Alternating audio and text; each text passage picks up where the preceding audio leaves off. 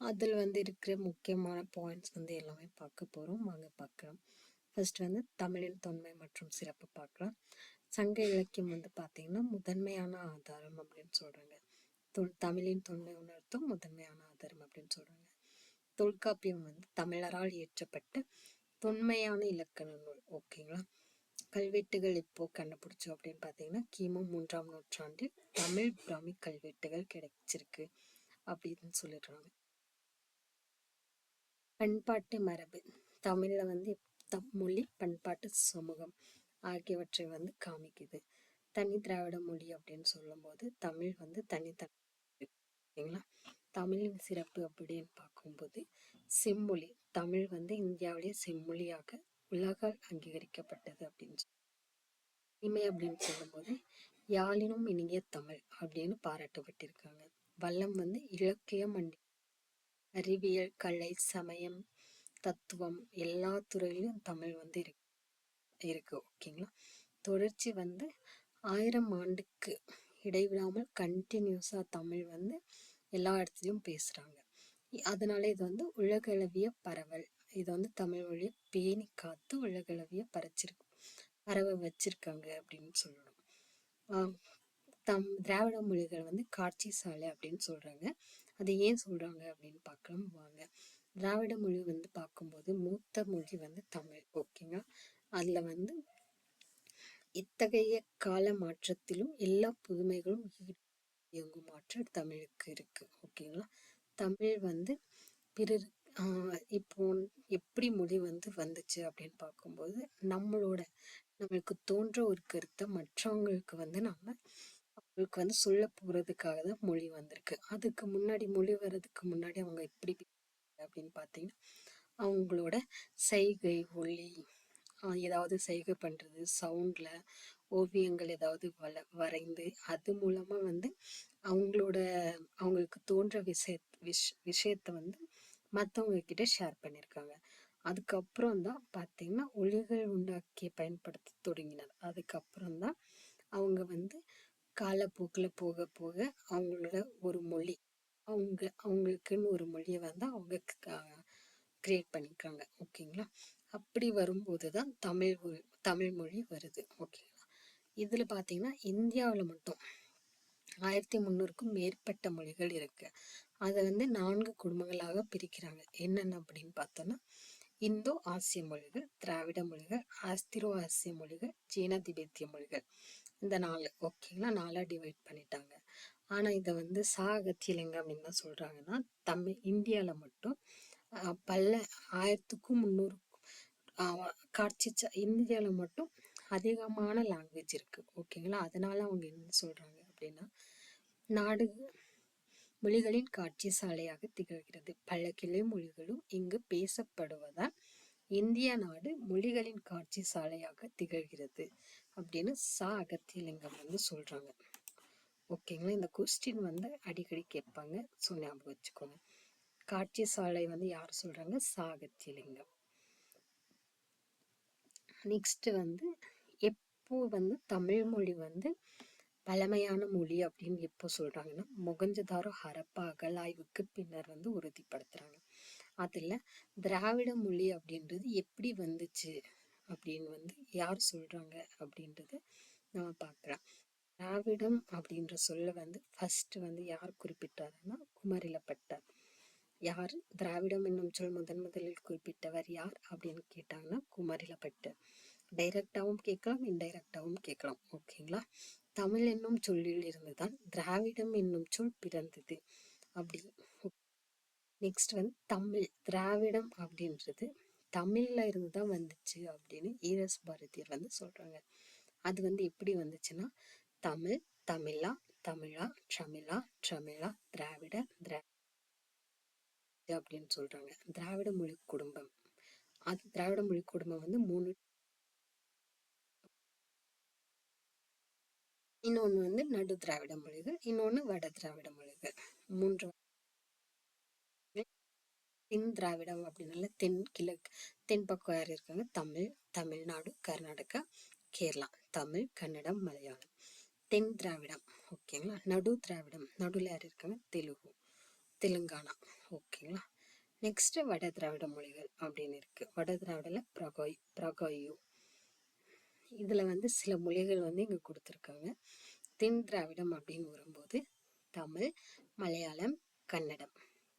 இது எப்படி ஞாபகம் வச்சுக்கலாம் அப்படின்னு பார்த்தீங்கன்னா, தமிழ், தமிழ்நாடு, மலையாளம், கன்னடம் அப்படின்னாலே நம்ம தென் திராவிடம் அப்படின்னு சொல்லலாம். இதுல வந்து நெக்ஸ்ட் குடகு மலையில போய் துளு கோத்து தோடா குறக்க இருளாயிடுச்சா. ஓகேங்களா. குடகு மலையில துளு கோத்தல். ஓகேங்களா. குடகு மலையில துளு கோத்து தோடா குறக்க போகிறதுக்குள்ள இருளாயிடுச்சு. ஓகேங்களா. தோடா குறக்கா அப்படின்றது ஒரு ஊர் மாதிரி வச்சுக்கோங்களேன். குடகு மலையில துளு கூக்கும் போது தோடா குறக்கா ஊருக்கு போகிறதுக்குள்ள இருளாயிடுச்சு. ஓகேங்களா. இந்த நடு திராவிடம் வந்து நீங்க புரியல, ஞாபகம் வச்சுக்க முடியல அப்படின் போது தென் திராவிடம் அண்ட் வட திராவிடம் நம்ம படிச்சாலே போதும். இதுல இல்லாதது இதுல இருக்கும் அப்படின்னு நம்ம இமேஜின் பண்ணிக்கலாம்.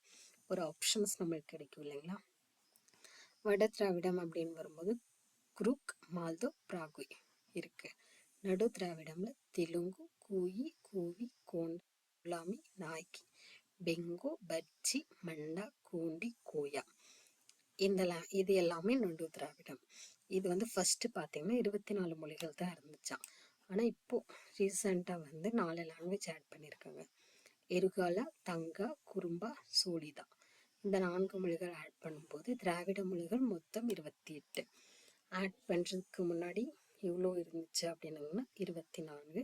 ஆட் பண்ணதுக்கு அப்புறம் எவ்வளோ இருக்குது அப்படின்னு கேட்டாங்கன்னா 28. ஓகேங்களா. நெக்ஸ்ட் அதோட பொது பண்பு பார்க்கலாம். தமிழ்ல வந்து பார்த்தீங்கன்னா அடிச்சொற்கள் அண்ட் வேர் சொற்கள் இருக்கு அப்படின்னு சொல்றாங்க. திராவிட மொழிகளின் சொற்களை ஆராய்ந்தால் அதுல வந்து அடிச்சொற்கள் இருக்கு அப்படின்னு சொல்றாங்க.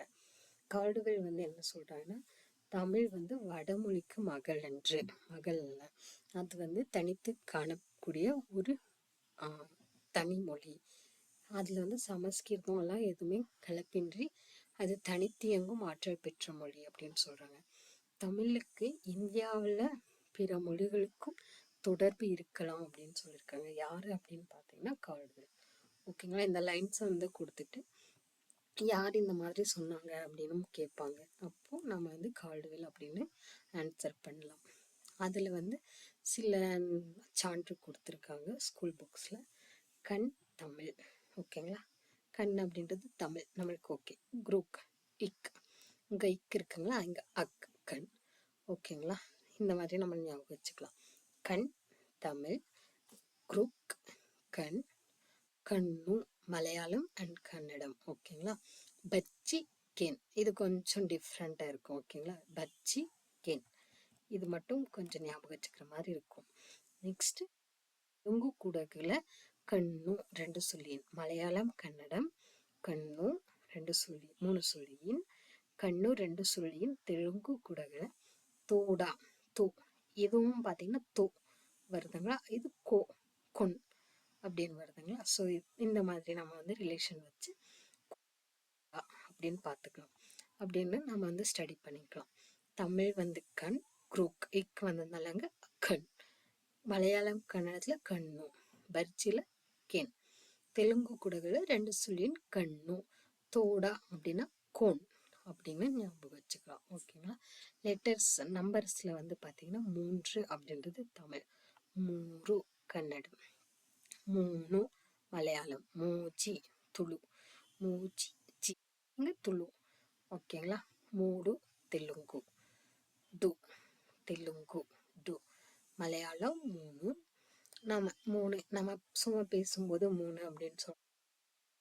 மலையாளம் அண்ட் தமிழ் அப்படின்னு நம்ம ஞாபகம் வச்சுக்கலாம். ஏன்னா மலையாளம் அண்ட் தமிழ் கொஞ்சம் பார்க்கறதுக்கு ஒரே மாதிரி இருக்கும். 3 அப்படின்றது தமிழ், சுத்த தமிழ். 3 அப்படின்னா மலையாளம் நம்ம பேசுகிற லாங்குவேஜ். ஓகேங்களா. கன்னடத்தில் 3, முஜி துளு, மூஜி துளு, துளு ஜி ஞாபகம் வச்சுக்கோங்க. 3 தெலுங்கு. ஓகேங்களா. நம்ம திராவிட மொழிகளில் பார்த்தீங்கன்னா குறில் அண்ட் நெடில் வேறுபாடுகள் இருக்கு, மற்ற இதுலலாம் இருக்காது. அதுக்கு தான் இந்த எக்ஸாம்பிள் கொடுத்துருக்காங்க. ஓகேங்களா. வள்ளி வாலி, வள்ளி அப்படின்றது குறில், வாலி அப்படின்றது நெடில். இந்த மாதிரி டிஃப்ரென்ஸ் வந்து நம்ம திராவிட மொழியில இருக்கு அப்படின்னு சொல்றாங்க. பால் பாகுபாடு பார்த்தீங்கன்னா நம்ம திராவிட மொழியில பார்த்தீங்கன்னா ஆண் பால், பெண் பால், பலர் பால், ஒற்றன் பால், இந்த மாதிரி பால் வகைகளுக்கு பாடு வந்து நம்ம கிட்ட இருக்கு. அதே வேற மொழியில் போகும்போது அந்த மாதிரி எதுவும் இல்லை. நம்மளோட உறுப்புகளை வச்சு அவங்க வந்து டிஃப்ரென்ஸ் வச்சிருக்காங்க அப்படின்னு சொல்றாங்க. அது எதில் அப்படின்னு பார்க்கும்போது இப்போ ஜெர்மன்ல பார்த்தீங்கன்னா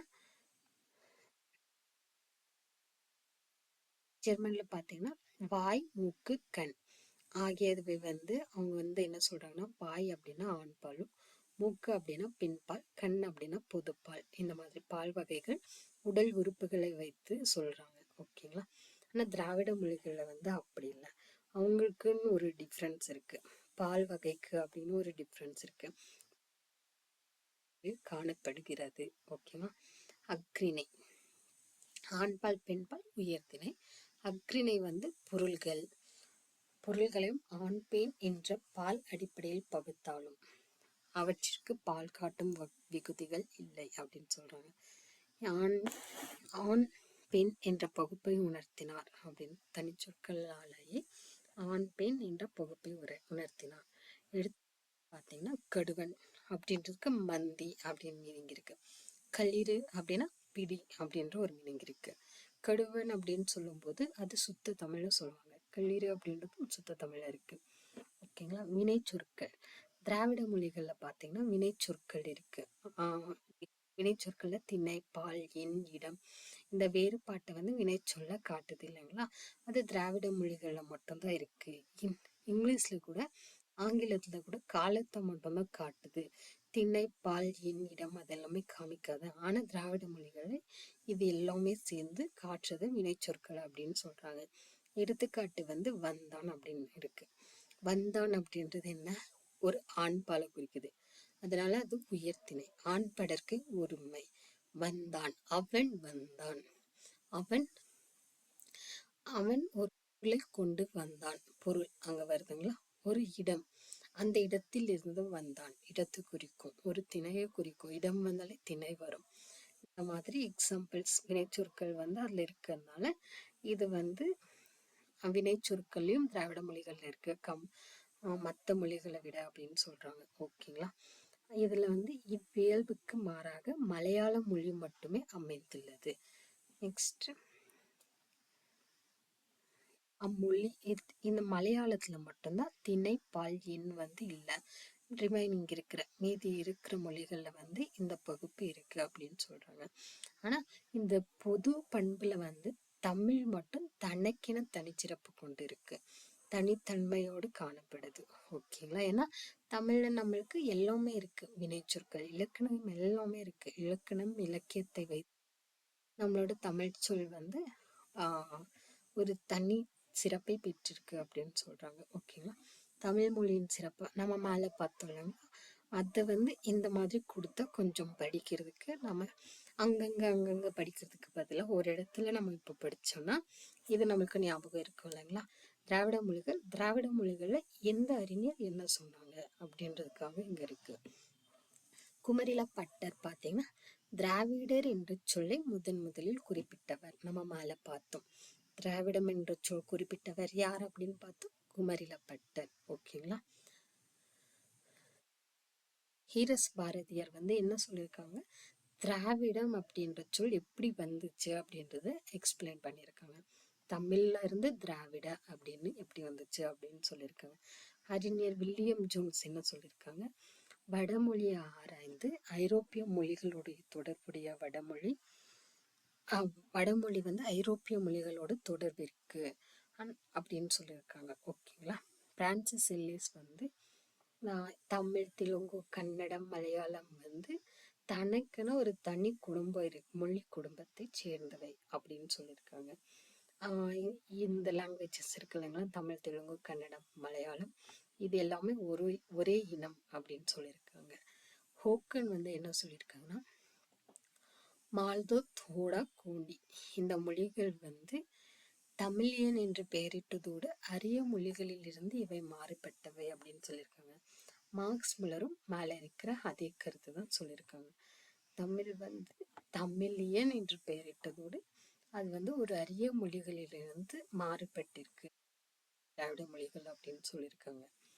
ஓகேங்களா. நெக்ஸ்ட் வந்து இங்க பார்த்தீங்கன்னா தொன்மை இலக்கண இலக்கியம் வளமுடையது தமிழ். அது நம்மளுக்கு இங்க சில வந்து கண்ட்ரிஸ் கொடுத்துருக்காங்க. Ilangai, Malaysia, Burma, Singapore, Indonesia, Fiji தீவு, இது எல்லாமே. அது மட்டும் இல்லாமல் தென்னாப்பிரிக்கா, Mauritius, England, Guyana, Madagascar, Trinidad, Australia, Canada போன்ற நாடுகளிலும் பேசப்படும் பெருமையுடையது தமிழ் மொழி. அது மட்டும் இல்லைன்னா அவங்களோட பணத்தால் காசுல வந்து தமிழ் மொழியில தான் இடம் பெற்றிருக்கா. ஓகேங்களா. இப்போ திராவிட மொழியை விட தமிழ் தனித்து இயங்கும் அப்படின்னு சொல்லியிருக்காங்க. அவ்வளோதான். ஆனால் தமிழில் வந்து பிற மொழியை பார்க்கும்போது தமிழில் வந்து பிற மொழி தாக்கம் வந்து கம்மியாக இருக்குது அப்படின்னு சொல்கிறாங்க. நெக்ஸ்ட் அவ்வளோதாங்க. இதில் வந்து இது எல்லாமே சும்மா ஒரு பாயிண்ட்ஸாக தான் இருக்குது. தமிழ் வந்து எப்படி வந்துச்சு அப்படின்றதுக்காக இந்த பாயிண்ட்ஸ் எல்லாமே கொடுத்துருக்காங்க. திராவிட மொழியோட பெருமையை வந்து இங்கே எக்ஸ்பிளைன் பண்ணியிருக்காங்க. இம்பார்ட்டண்ட் வந்து எல்லாமே பார்த்தாச்சுன்னு நினைக்கிறேன். இந்த வீடியோ இந்த கண்டென்ட் எல்லாமே உங்களுக்கு யூஸ்ஃபுல்லாக இருக்கும் அப்படின்னு நினைக்கிறேன். இந்த வீடியோ உங்களுக்கு பிடிச்சிருந்தா லைக் அண்ட் சப்ஸ்கிரைப் பண்ணுங்கள். அண்ட் உங்கள் ஃப்ரெண்ட்ஸ் அண்ட் ஃபேமிலிஸ்க்கு வந்து குரூப் 4 வந்து ஸ்டடி பண்ணிட்டு இருக்காங்கன்னா அவங்களுக்கும் இந்த வீடியோ ஷேர் பண்ணுங்கள். தேங்க்யூ.